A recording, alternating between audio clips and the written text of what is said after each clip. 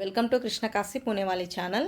వంకాయ కర్రీ కోసం పావు కిలో వంకాయల్ని తీసుకొని ఇలా పొడవుగా కట్ చేసి సాల్ట్ వేసుకున్న నీళ్ళలో వేసి ఉంచుకోవాలి, వంకాయలు నల్లబడకుండా ఉండడం కోసం.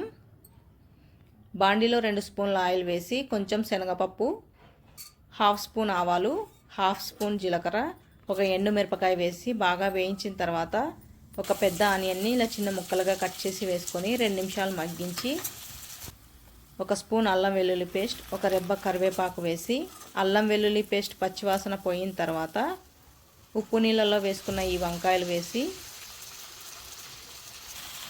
పావు స్పూన్ పసుపు, ఒక స్పూన్ సాల్ట్ మీ టేస్ట్ అయినట్లు చూసుకొని వేసుకోండి. ఒక స్పూన్ కారం వేసి ఒక టమాటాని ఇలా చిన్న ముక్కలుగా కట్ చేసి వేసుకోవాలి. బాగా కలిపి టమాటా అంతా మెత్తగా మగ్గిపోయేంత వరకు మూత పెట్టి మగ్గించాలి. ఇలా టమాటా అంతా మగ్గిన తర్వాత ఒక స్పూన్ ఎండు కొబ్బరి పొడి వేసి పచ్చివాసన పోయేంత వరకు వేయించి ఈ వంకాయల ముక్కలంతా మునిగేలాగా నీళ్లు పోసి వంకాయ మెత్తగా అయ్యేంత వరకు ఉడికించుకోవాలి.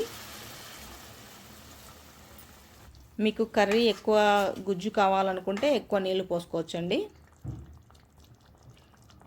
ముక్క విరగకుండా వంకాయ అంతా మగ్గేలాగా చూసుకోండి.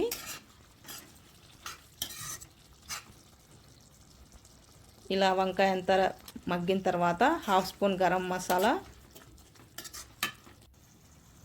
కొంచెం కొత్తిమీర వేసుకొని 2 నిమిషాలు బాగా మగ్గించి దించేసుకోవడమే అండి. రొట్టెలోకి అన్నంలోకి చాలా బాగుంటుందండి ఈ వంకాయ curry. Thank you for watching.